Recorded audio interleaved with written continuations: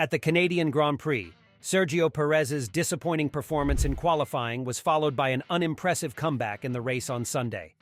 The Mexican is having a rough time because he also didn't place on the podium in Spain or Monaco. Perez tells his team Red Bull Racing's press release that he was startled by the lack of speed, considering that Perez was still claiming a few months ago that he would contend for the title, while colleague Max Verstappen keeps picking up victories. What is happening to Sergio Perez?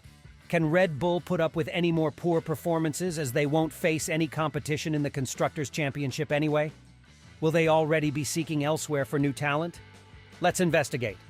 When Perez won the Monaco Grand Prix in 2022, he signed a deal with Red Bull, and little has changed since then. The initial races were going well for him. He stated that he and Max might compete for the title after winning a few street races. After making this assertion, his competitiveness just disappeared, and he left the room while the Dutchman demonstrated how to drive the Red Bull car to worsen the situation. Although the opposition is undoubtedly coming closer, it was unable to prevent Max Verstappen from winning in Canada. The Dutchman helped his team win 100 F1 races, bringing his victory total up to par with that of a particular Brazilian icon. Red Bull had many reasons to rejoice in Montreal, and will no doubt have partied till the wee hours of the morning. Even more concerning for Perez, though, is the possibility that the team is considering replacing him, mainly since the rest of the grid has finally been able to choose the proper course for development. And this is the time when Red Bull will suffer the effects of their budget cap violation. The Constructors' Championship may see some rapid changes. Helmut Marko hasn't held back in reminding Perez that the team's primary objective is to have both drivers finish at the top of the standings and secure the Constructors' Championship as soon as possible, not to have two drivers competing for the championship. The Mexican failed to qualify for Q3 for the third consecutive race after finishing the session in 12th place. Like other drivers, Perez chose to perform a banking lap on intermediate tires before making a pit stop for slicks, only to discover Valtteri Bottas in front of him and the rain returning.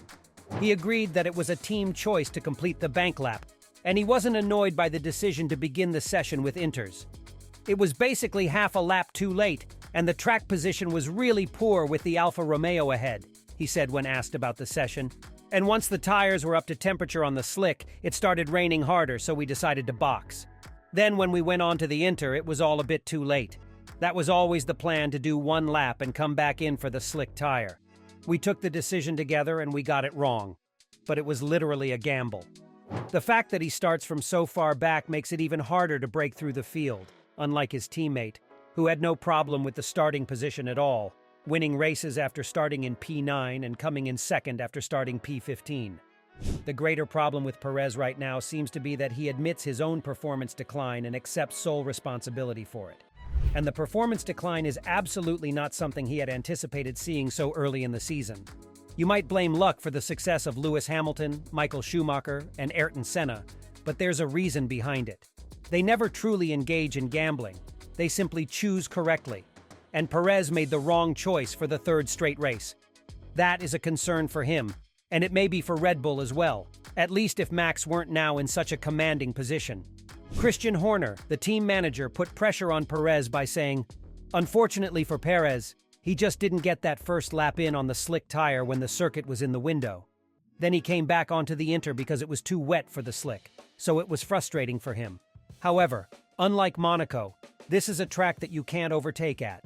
The forecast is saying it will be a dry race. He's a great racer, and he's got a fast car, so I'd be disappointed if we weren't much further up the order tomorrow.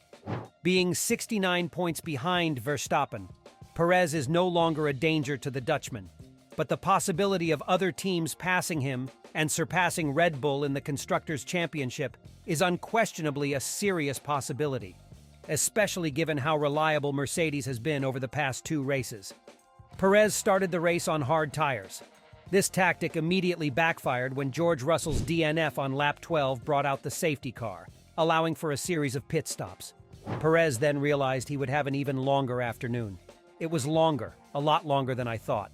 He told media personnel after the race, "I think the safety car basically took all the opportunity away because it was looking good.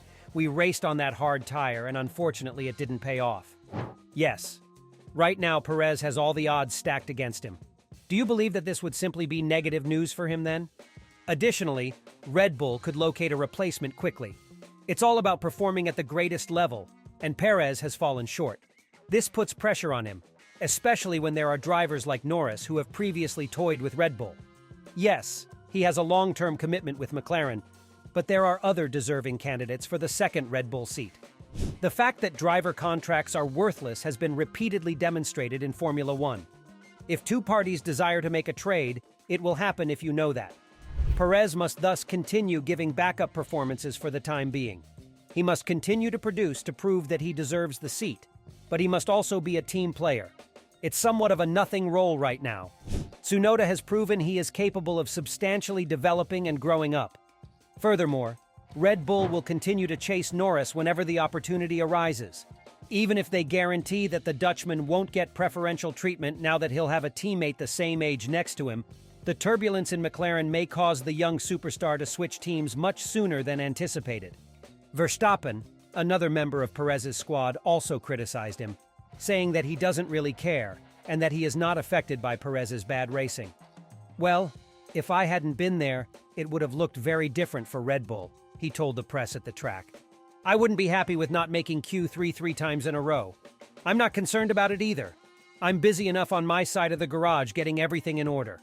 I pay all my attention to that. You can be sure that when the budget cap penalty is imposed, things will only become worse for Perez if his performance slump continues in the upcoming races. Red Bull doesn't accept inconsistency, as seen by the treatment of Gasly in 2019. The same fate might await Perez, who is already losing the club a lot of points and clinching the Constructors' Championship very early in the season. Not yet known how his fate will unfold. Whether he intends to continue competing in Formula One. Since he is currently not even in contention to be the second best driver on the grid, never alone in his own team, he needs to speed up the pace and prove that he is more than just the team's number 2 driver. Helmut Marko, Red Bull advisor, thinks Sergio has to wake up and stop worrying about winning the Formula One championship. Perez's southern meltdown has left Marko feeling underwhelmed, and he claims that his driver needs to reset, being overcome by the excitement of defeating Verstappen to win the World Championship.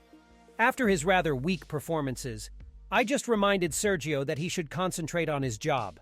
He didn't take advantage of the potential he had, but in Max, he has an opponent who is so difficult to beat. And it's not just him, but any driver at the moment would have the same trouble. He should concentrate on himself and not try desperately to beat Max. What do you believe is going on with Sergio Perez? And when do you think he'll get rid of his poor habits and return to the top of the podium? Thank you for watching our video, and as always, enjoy the racing.